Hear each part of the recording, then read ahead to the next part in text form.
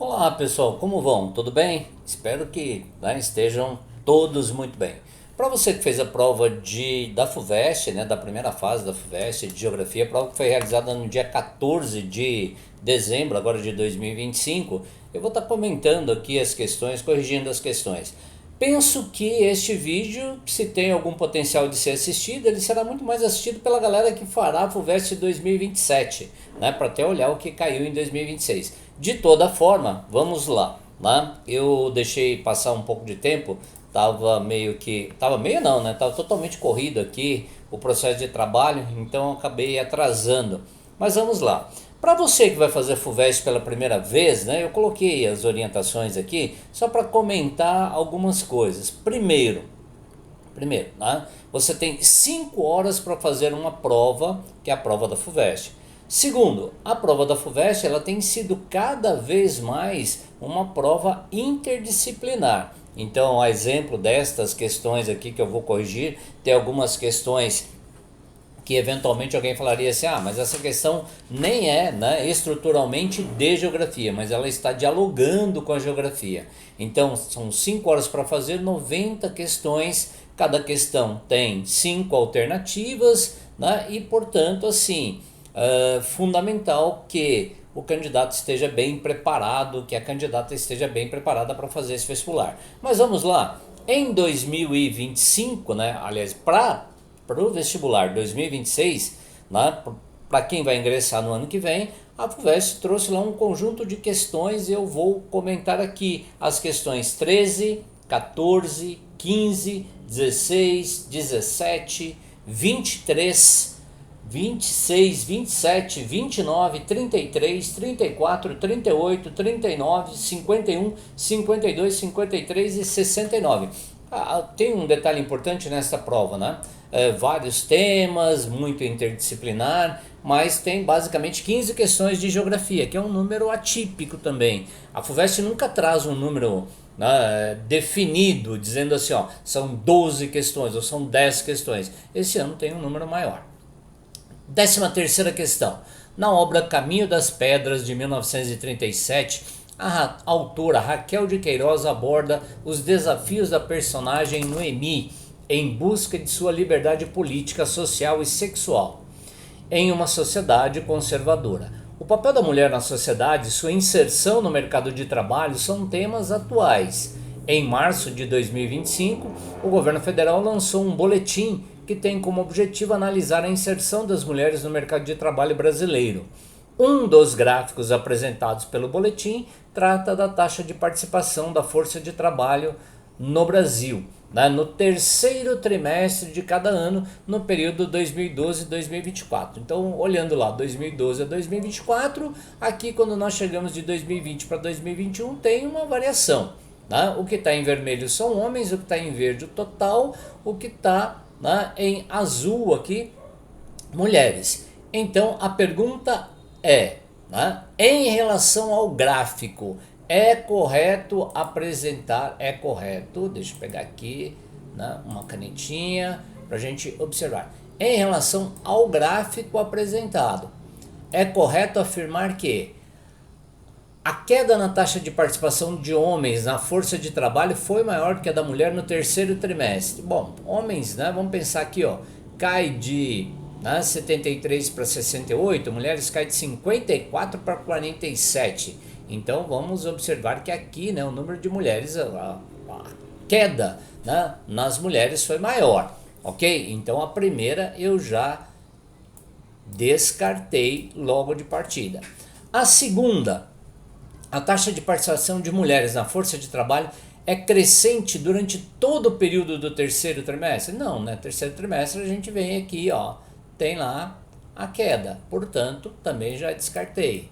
A taxa de participação de mulheres na força de trabalho teve seu maior crescimento anual no terceiro trimestre de 2020 para o terceiro trimestre de 2021, de 47 para 52, então de 2020 para 2021, nós vamos ter basicamente aqui um crescimento de 5%, Praticamente não, 5%, porque vai de 47 para 52. Então esta é a alternativa que a FUVEST vai considerar ou considerou como correta.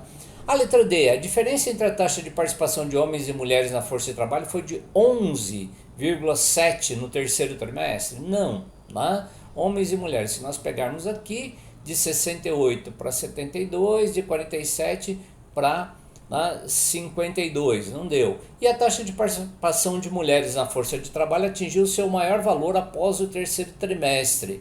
Bom, após o terceiro trimestre, então se após o terceiro trimestre nós vamos ter 52,3 aqui, depois ela vai ter, né, lá em 2024, 52 aqui, mas anteriormente, ó, nós tínhamos já outros valores acima, né, de 53, inclusive 53,5, 53,7 e tal. Então a alternativa C é o que eu espero que você tenha marcado.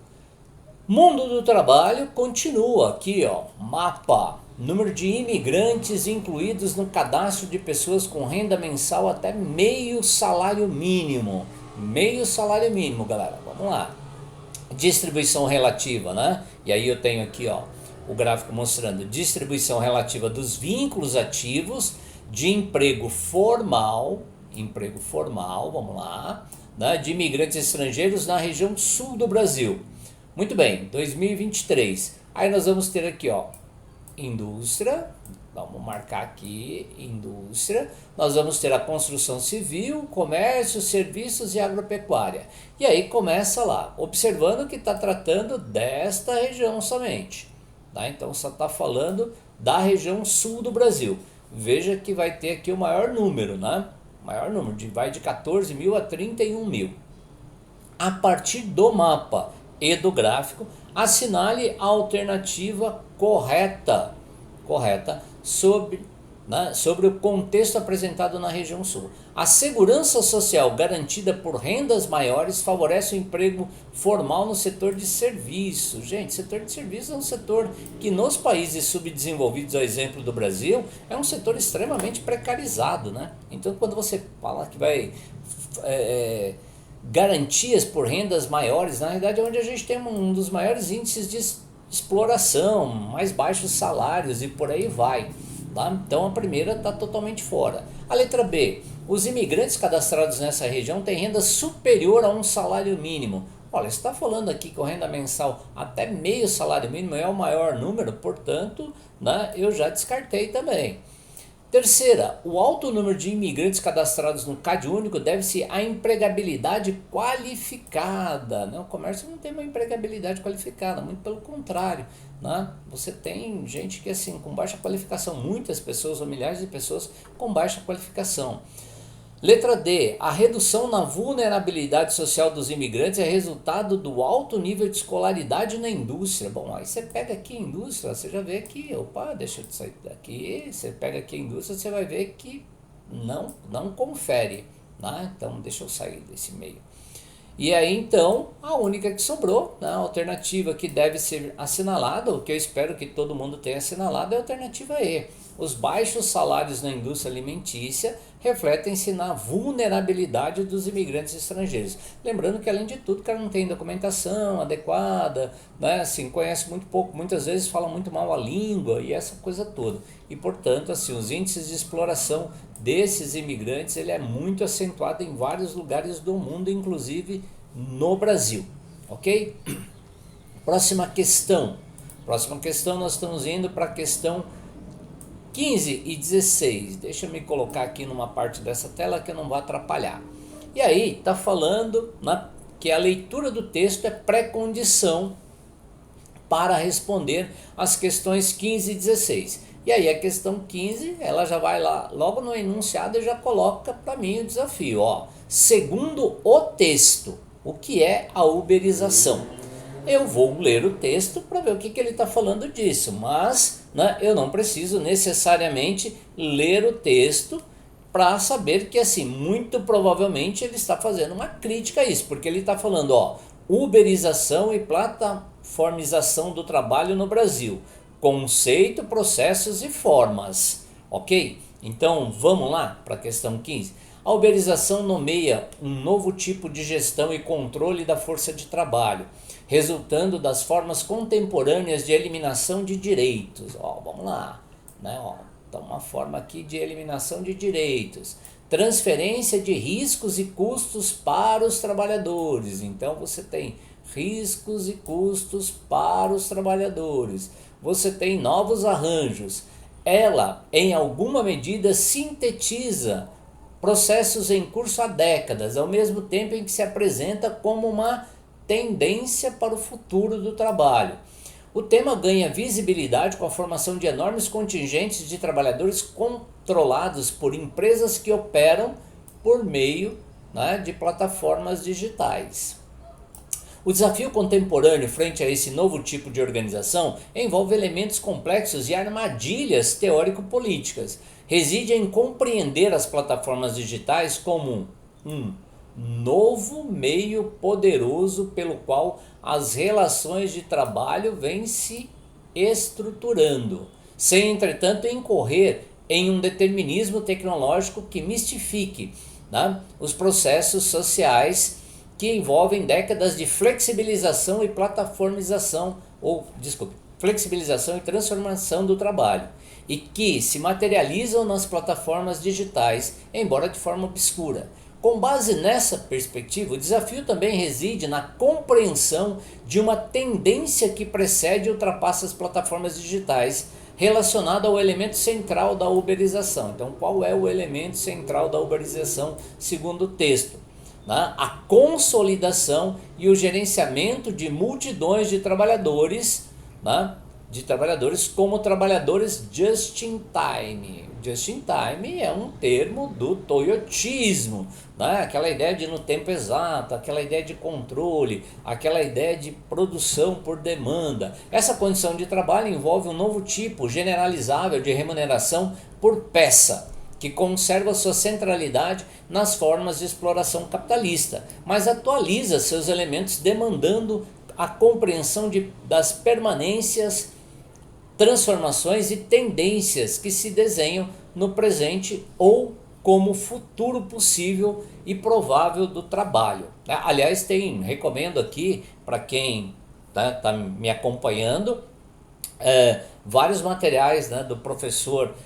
Tem um professor da Unicamp que trabalha muito com isso, o professor Ricardo Antunes, em que ele fala muito a respeito disso, da uberização, do trabalho. Mas vamos lá, na questão 15, segundo o texto, a uberização é um processo que surgiu com o uso das plataformas digitais como elemento mediador que estimulou as relações de trabalho cooperativo entre multidões de desempregados? Não.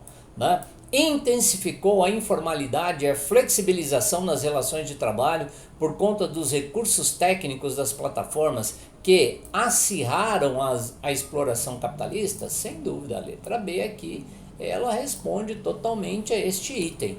Então, a FUVEST colocou lá já neste nível. Libertou o trabalhador, não dá para nem seguir adiante, Partiu da regulação das plataformas, imagina, coisa que a plataforma menos quer é regulação. Acentuou a exploração capitalista, já que o aumento da renda do trabalhador não foi compatível com custos das atividades profissionais realizadas por meio de aplicativos. Acentuou a exploração capitalista. Até aí, ok.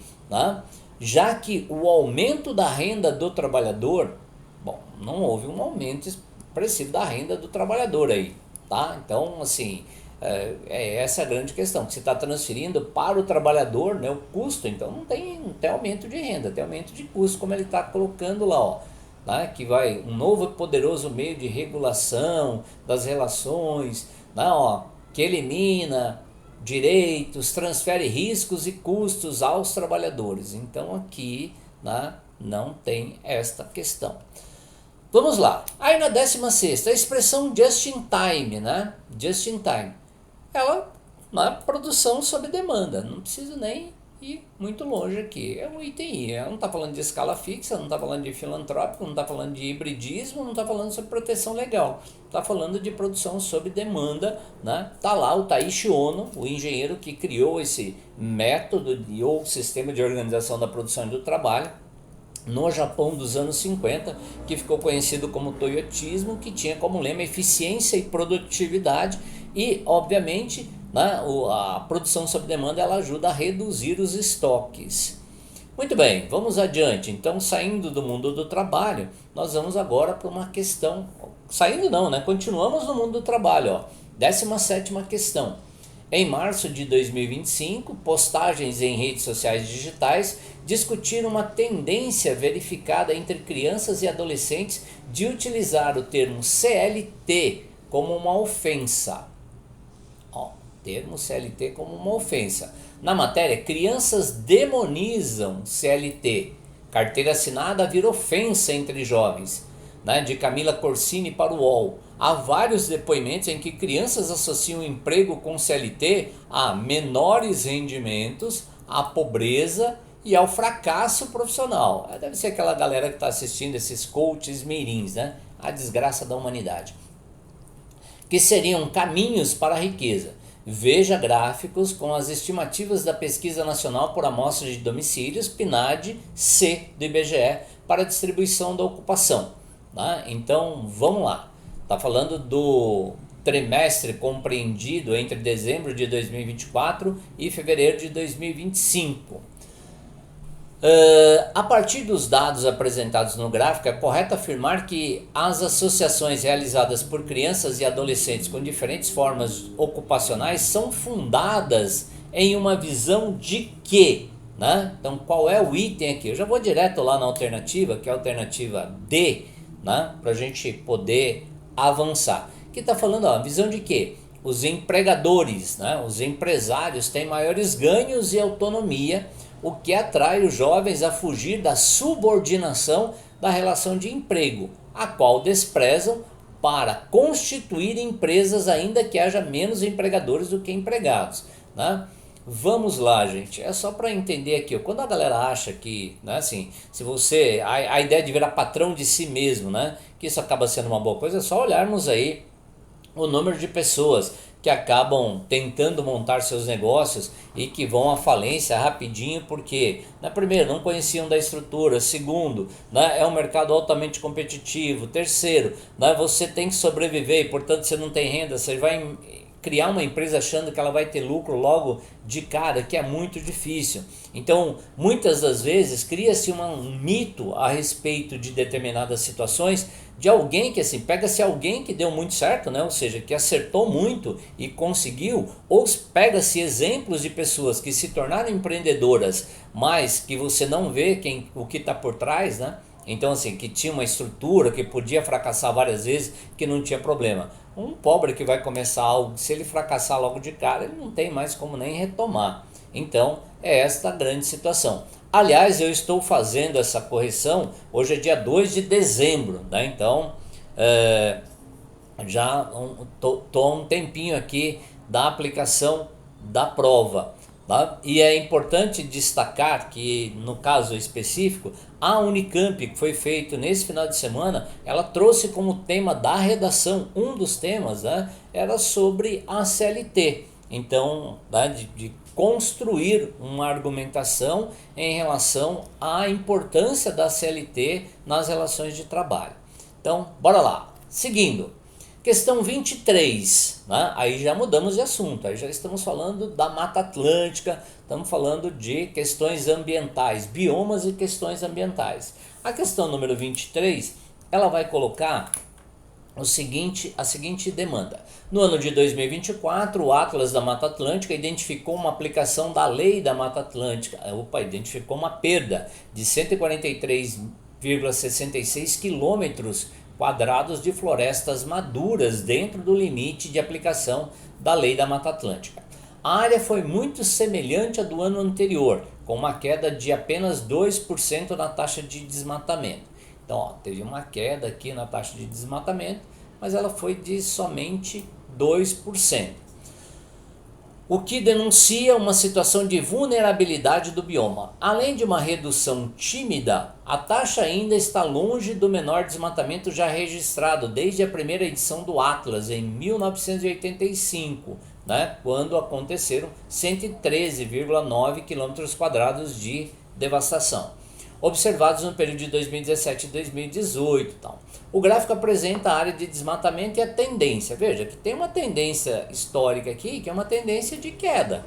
Tá? Então, Acerca das informações do texto e da análise dos dados, é possível concluir que, né, a letra D é a alternativa correta.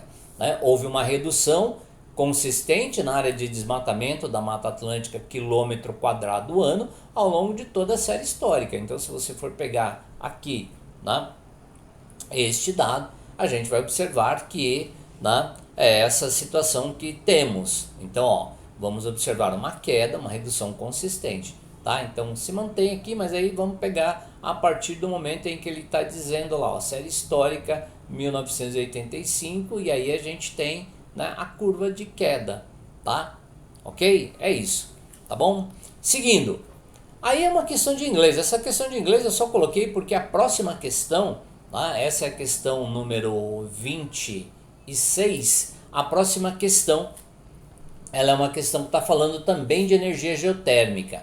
Então, de acordo com o texto, atualmente a exploração do calor gerado nas regiões subterrâneas do planeta, eu não vou ficar lendo o texto, mas de maneira geral o que a gente já sabe, né? Que ela pode ser utilizada através de um aparato tecnológico de baixo custo, que ela oferece vantagens ambientais limitadas em relação a outras fontes, que ela utiliza métodos desenvolvidos nas pesquisas superiores, sobre a superfície lunar, que ela proporciona utilidade. O que a gente sabe é que, assim, de acordo com, né, a exploração aqui nas regiões subterrâneas do planeta, o que a gente tem é que a energia geotérmica ela atende uma parcela insignificante da demanda de energia. Por quê? Porque só vai ser possível utilizar esta fonte naqueles lugares que estão, né, na região do chamado Círculo de Fogo do Pacífico, ou seja, naquelas áreas em que você tem zonas de contato de placas tectônicas, onde aí você consegue acessar o calor. Em algumas áreas ou em alguns países do mundo, exemplo do caso da Islândia, né, em que você consegue abastecer a população quase que na totalidade, mas também vamos considerar que o país inteiro tem uma população de por volta de 400 mil pessoas, e aí você tem uma intensa atividade geológica naquele lugar, o que permite, né, essa exploração. A gente aqui no Brasil não tem nem possibilidade de estar utilizando isso. Mas vamos para a questão de geografia especificamente, e agora falando, né, de energia geotérmica. A África Oriental, então está falando da África Oriental, está falando aqui, ó, desta região do chamado, né, leste da África ou do chifre da África. Utiliza recursos geotérmicos para gerar cerca de 630 megawatts de energia por ano. O Quênia é o líder africano em usinas geotérmicas em operação, totalizando 40% da produção na total de eletricidade do país. Aí nós vamos pegar aqui o Quênia. Na FUVEST facilitou a vida da galera, porque eventualmente a galera poderia falar assim, putz, mas onde está o Quênia, né? O Quênia está aqui, ó, tá? O Quênia está aqui, número 7, ó, tá falando do Rift queniano. Então, quando eu tô falando do Rift queniano, né, assinale a alternativa correta sobre o processo geológico e sua consequência no terreno que explica a exploração de energia geotérmica. São movimentos transcorrentes? Não, né, das placas, que vão formar morros testemunhos. Morro testemunho é um processo em que você vai ter, né, uma determinada formação,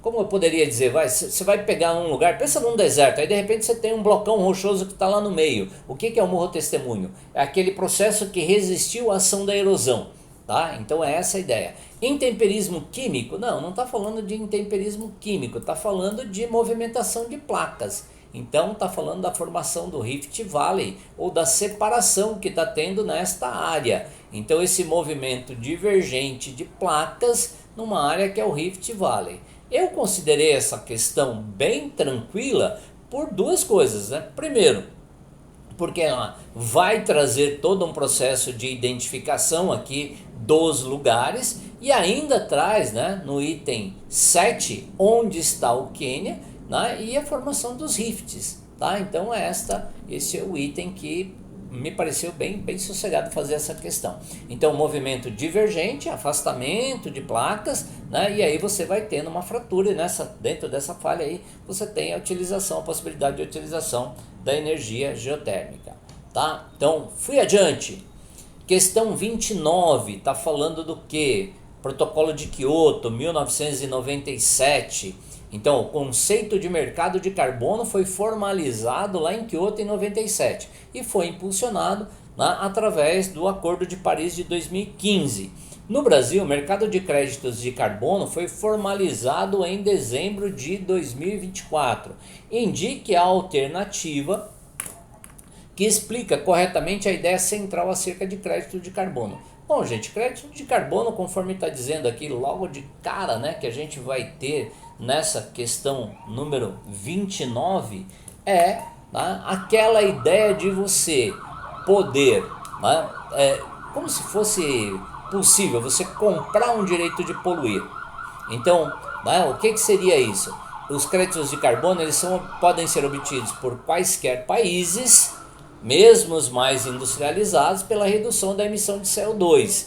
Tá? Então, na medida em que, vamos pensar, você já deve ter ouvido falar, se não ouviu, vale a pena, né, checar aí na internet, que tem até umas calculadoras legais para você fazer isso. Calcular sua pegada ambiental, então calcular o impacto que o seu modo de vida gera, né, sobre os recursos naturais ou gera sobre o planeta. Então, na medida em que alguns países poluem mais, né, eles poderiam comprar créditos em carbono, e isto seria uma forma de transferir riquezas para países que mantivessem, por exemplo, suas florestas, que é uma das grandes discussões aí a respeito das COPs, né? Se nós pegarmos a COP 30, que aconteceu agora no Brasil, em Belém do Pará, por exemplo, né, a grande discussão era criar sistemas de financiamento para a região amazônica, para projetos de manutenção da floresta amazônica. Então, a ideia central é que os países, vamos pegar as alternativas, os países com mais florestas devem receber créditos financeiros de países menos florestados para manter a floresta em pé.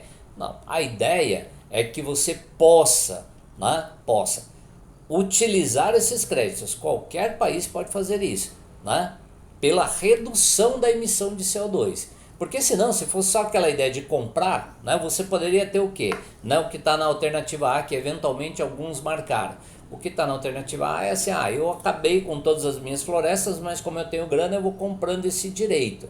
Tá? Então a ideia não é essa, a ideia é reduzir a emissão de CO2, ok? Então corresponde a um aumento na taxa fotossintética e uma maior conversão de CO2? Não. Tá? Então, questão 29, tá? Créditos de carbono são obtidos por qualquer país, mesmo os mais industrializados, pela redução da emissão de CO2 e seus equivalentes na atmosfera. Aí agora nós vamos para a questão número 33. A questão número 33, ela está falando especificamente do que? Ela está falando sobre sustentabilidade do setor têxtil. Uma questão que está tratando do que? Da indústria têxtil. Então ela vai falar especificamente da indústria têxtil. E ela está dizendo assim, uma pesquisa realizada na Universidade de São Paulo sobre sustentabilidade no setor têxtil destaca que, né, cerca de 4 milhões de resíduos têxteis são descartados, né, todos os anos nos domicílios brasileiros. E o Brasil não tem gestão, aqui é importante, não tem gestão de resíduos. No ano passado, cada domicílio no país descartou 44 quilos de roupas e calçados. A estimativa é que o setor têxtil seja responsável por 2 a 8% das emissões de gases de efeito estufa. Isso está lá no jornal da USP. Outro dado que corrobora com a pesquisa é o crescimento de 60%, né, de produção de roupas nos últimos 15 anos, com o custo barateado em 36%. Então aumentou a produção e o custo foi barateado, significando um aumento considerável do consumo desse setor no mundo. Além disso, a produção de algodão, apesar de ocupar 2,5% das áreas cultivadas no mundo,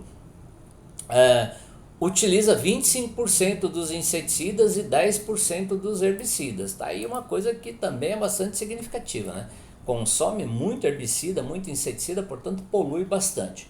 Aí a pergunta é, com base nos textos, qual alternativa explica o impacto ambiental do consumismo do setor têxtil? Tá? Questão número 33, a alternativa correta é a alternativa B.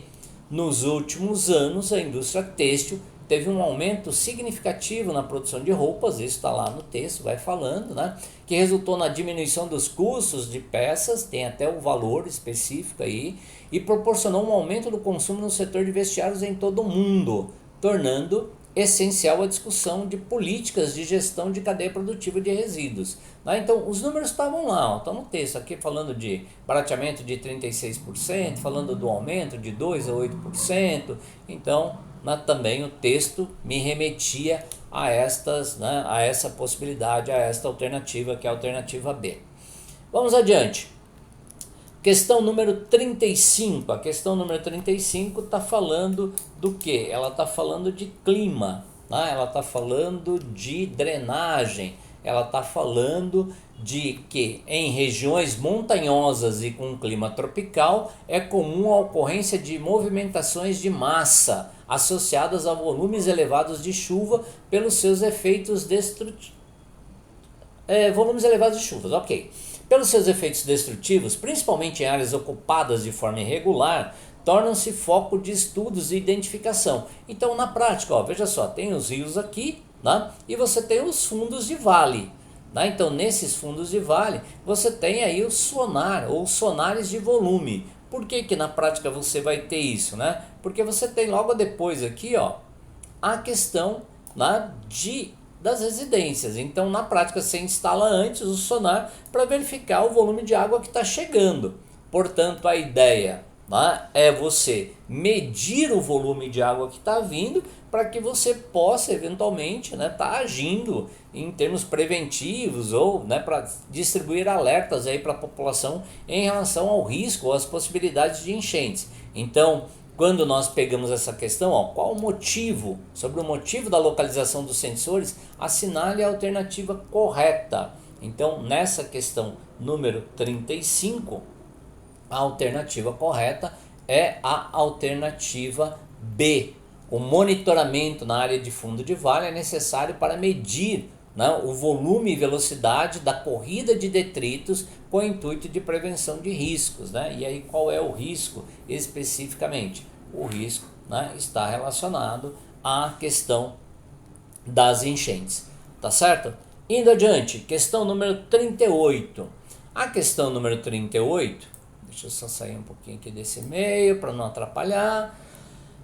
Questão 38 está falando do que? Está falando de população. Né? Então, uma matéria publicada pelo jornal da Unesp está dizendo o que? Com base no texto e em seus conhecimentos, é correto afirmar que a respeito das novas tendências da urbanização. Tendência da urbanização, gente. A tendência da urbanização no Brasil é de continuar crescendo. Então, está dizendo lá, no Brasil, no censo de 2022, foi possível perceber que do total de 203 milhões de pessoas, 177 milhões, ou seja, 87,4%, residiam em áreas urbanas, enquanto 25 milhões viviam em áreas rurais.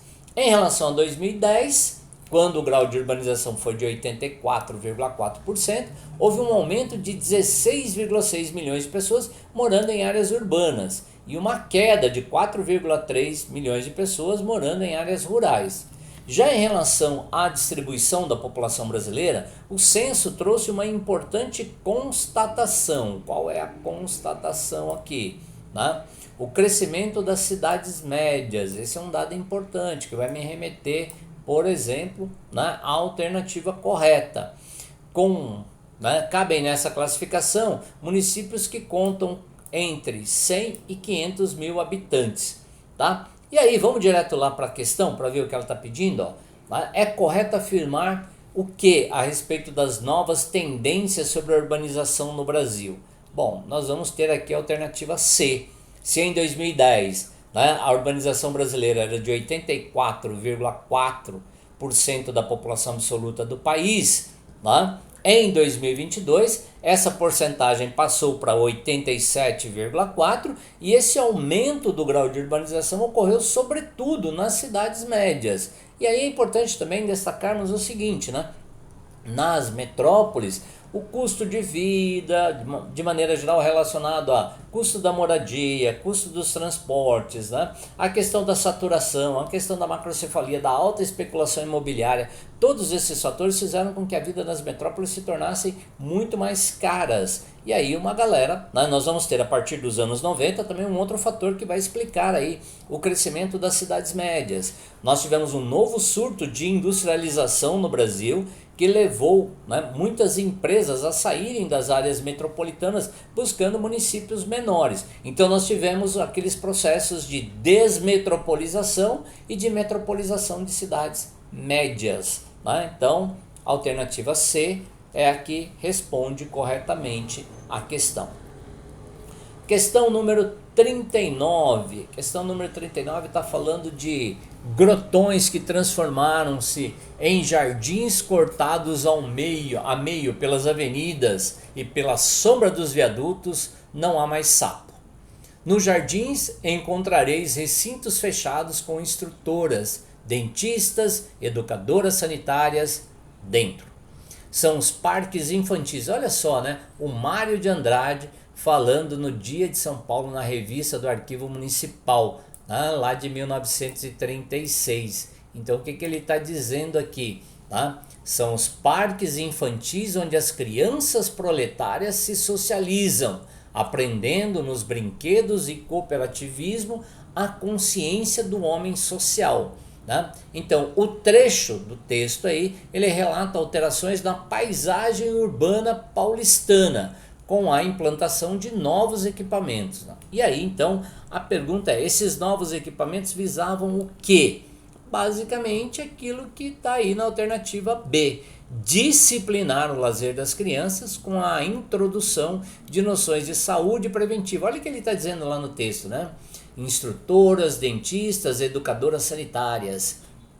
Então você vai ter aí noções de saúde preventiva e de atividades racionais e pedagógicas, né? Socializando, aprendendo nos brinquedos, o cooperativismo e a consciência social. A alternativa B, né, é aquela que responde adequadamente à questão. E agora nós vamos para a questão 51. Né? Questão 51, que está falando basicamente do quê? Ele está falando do Afeganistão. Então está dizendo lá, no Afeganistão, em 20 anos de guerra, morreram mais de 157 mil pessoas.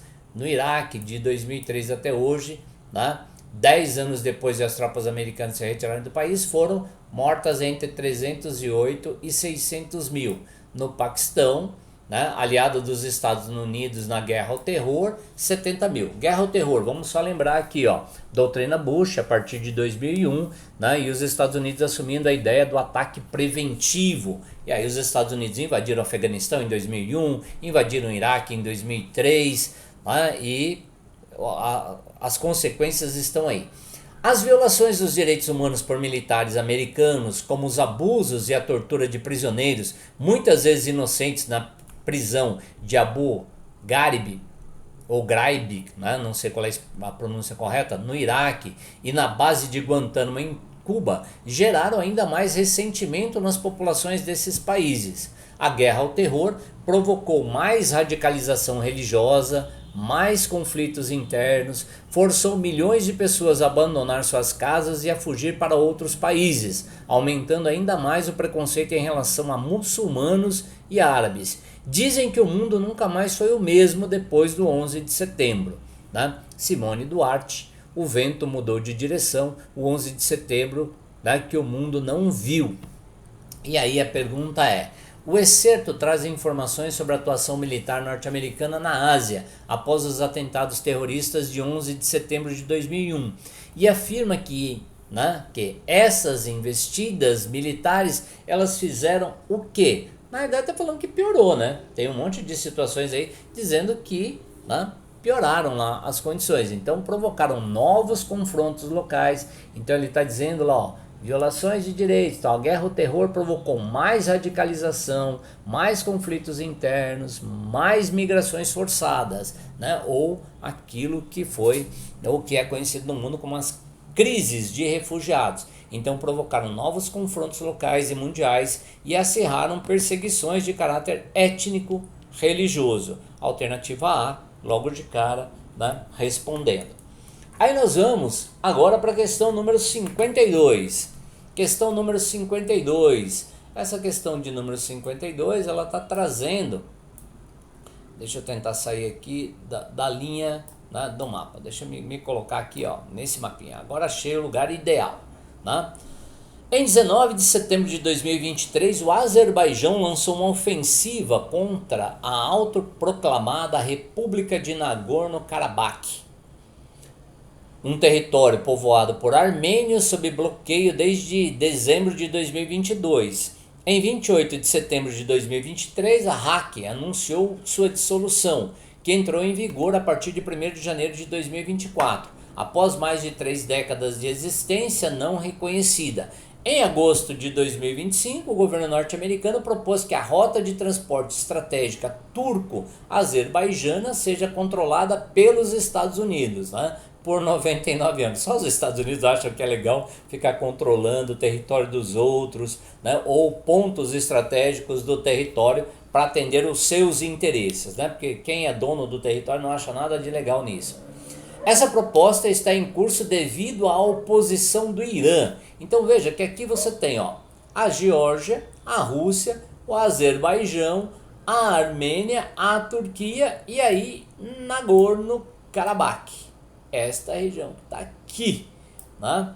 E aí a pergunta básica é, com base no texto, na legenda do mapa e em seus conhecimentos, assinale a alternativa que explica, né, o que? Os motivos da ofensiva do Azerbaijão contra os armênios. Gente, vamos só lembrar um pouquinho, né, que essa região toda estava sob controle da ex-União Soviética durante lá o período, né, do pós-fim da Segunda Guerra Mundial até 1991. E aí essa influência, depois disso, a Rússia perde influência no lugar, mas ela, né, retoma esse processo, ou vem retomando a sua influência local. A Rússia é a grande fornecedora de combustíveis fósseis, mais especificamente de gás natural para a União Europeia. Então aí o que é que explica isso, né? Assinale a alternativa que explica os motivos. A gente já tem logo de cara na alternativa A. O território armênio invadido pelo Azerbaijão é estratégico para o comércio de gás e petróleo com a Turquia e a União Europeia, né? E há um projeto estratégico de transporte do sul do território invadido que permitirá uma rota de petróleo, gás e fluxo comercial. Então, na prática aqui, né, o que você tem? Passagem do Mar Cáspio, né, vindo para o Mar Negro, e aí a gente tem aqui, ó, os oleodutos e gasodutos, né? Então o gasoduto do Cáucaso, aí você tem o oleoduto aqui, e aí você tem uma outra área por onde está saindo esse material. Então, né, aquilo que é destacado. E aí, né, a pergunta é, essa proposta ainda está em curso devido à oposição do Irã. Tá? Então por isso que assim, o território foi invadido pelo Azerbaijão e ele é estratégico aos interesses dos países em questão, ok? O território no sul da Armênia é de interesse do Irã? Não, o Irã não tem interesse aqui nesse território, né? Até porque, né, a questão de petróleo, né, tem no território iraniano. Se fosse para outra região, se fosse na região, né, do canal Chat al Arábia, ainda ok, tá? Então bases militares de vários países estão concentradas no território armênio, que é disputado pela Turquia, Estados Unidos, né, da América e Rússia. Bom, se você está falando, ó, você está juntando Estados Unidos e Rússia aqui, já não deu certo, né? Então já descartou. O conflito entre Armênia e Azerbaijão força a Turquia a ter neutralidade, ao mesmo tempo permite o funcionamento dos gasodutos TENAP e oleodutos BTC a partir do controle que ela tem das rotas, dos pontos de passagem fechados e das bases militares. Olha, veja só que a questão está colocando, né?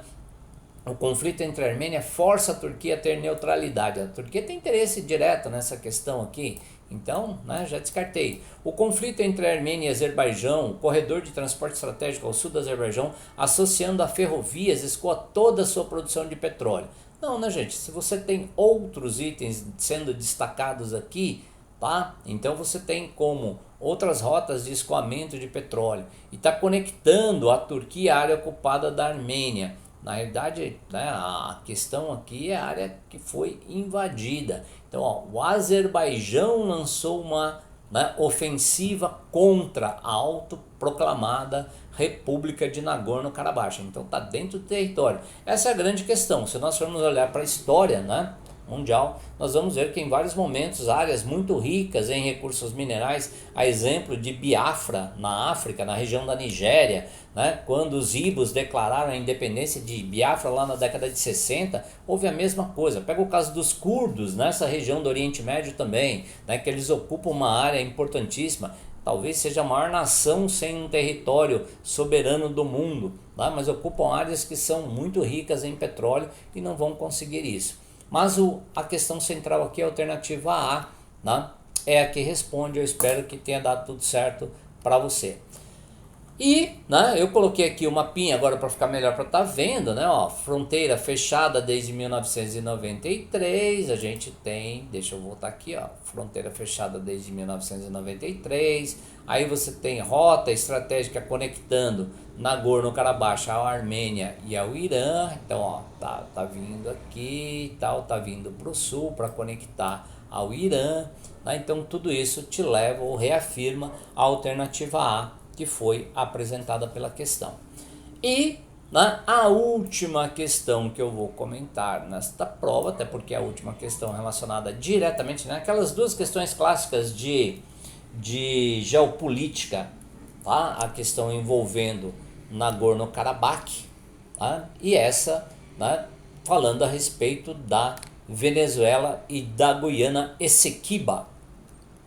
Anexação definida como incorporação unilateral de território de outro Estado, é proibida pela Carta das Nações Unidas e pelo direito internacional geral, que enfatizam a proibição do uso da força e o respeito à integridade territorial dos Estados. Carta da ONU de 1945.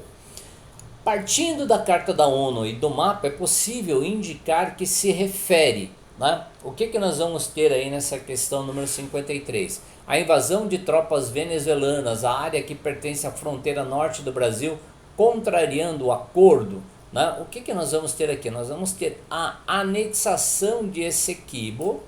Deixa eu tirar da cara aqui. Ó, anexação de Essequibo pela Venezuela, contrariando a arbitragem de 1904, que determinou que essa área pertencesse à, né, Guiana. Então, só para lembrar, então essa área aqui é uma área que está em litígio faz muito tempo, mas a ONU reconheceu o direito da Guiana, só que em 2015, o que foi encontrado aqui nesta região? Uma enorme jazida de petróleo. E na medida em que foram encontradas as jazidas petrolíferas, ela reacendeu a disputa, né, pelo território da Guiana Essequiba. Então, nesse caso, ó, vale a pena destacar, né, que a anexação da região de Essequibo pela Venezuela é o rio Essequibo. Né? Isso aqui acabou contrariando a arbitragem. E é um assunto que vira e mexe vem à baila. E eu coloquei uma última questão aqui, que é a questão 69, que vai falar do quê? Que é uma questão que está falando a respeito da cobertura vegetal na Antártida. Né? Então é uma questão que vai tratar de aspectos ambientais. Áreas de cobertura vegetal observada no arquipélago das Ilhas Shetlands do Sul, na Antártida. Então vamos lá, vou pegar aqui, ó, Antártida. Próxima à península desse continente aumentou em 0,86 km² em 86 para 11,9 km² em 2021. Se aumentou a área de cobertura vegetal, significa o quê? Que houve uma redução da geleira, significa que houve o descongelamento do chamado permafrost, que é a camada superficial do solo ali, e isso permitiu a ocorrência de vegetação.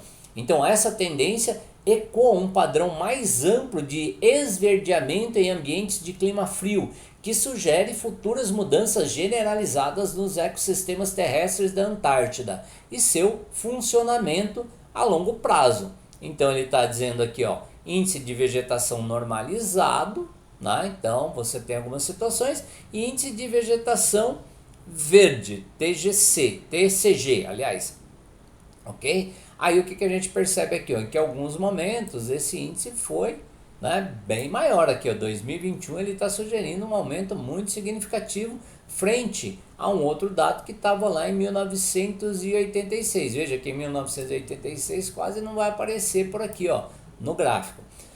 O processo de esverdeamento, chamado de greening, né, da área apresentada na imagem, sua evolução temporal desde 86 e os elementos do texto permitem concluir que, né, a letra B é o gabarito oficial da FUVEST. Ocorre um processo natural de recomposição florística da região, impulsionado pela radiação solar, demonstrada pelo índice, né, NDVI e TCG desde 2016. Então, quando ele pega aqui, ó, a partir de 2016, então ele está pegando esse momento específico aqui, tá? Opa, deixa eu voltar aqui para a tela para não ter problema, né? Então, ó, ele está pegando esse trecho e ele está dizendo que assim, ó, né, impulsionado pela radiação, se aumentou a temperatura, então na medida em que aumenta a temperatura, tem o descongelamento, na medida em que tem o descongelamento, você tem uma mudança, né, significativa aí dos padrões, tá, do ecossistema. Ok? Então é essa, né, a última questão aqui que eu vou estar comentando. Eu espero, faço votos que você que fez FUVEST tenha conseguido ser na pontuação necessária para ser chamado para a segunda fase, e espero que você tenha muito sucesso na segunda fase da FUVEST, que consiga, né, atingir aí a universidade, ou chegar à universidade naquele curso que você tanto espera, tá bom? Grande abraço, boa sorte, fique bem e, né, se você conseguiu ir para a segunda fase, se por acaso assistiu esse vídeo, comenta aí comigo, tá certo? Tudo de bom, bons estudos e até uma próxima, né, oportunidade. Tchau, tchau.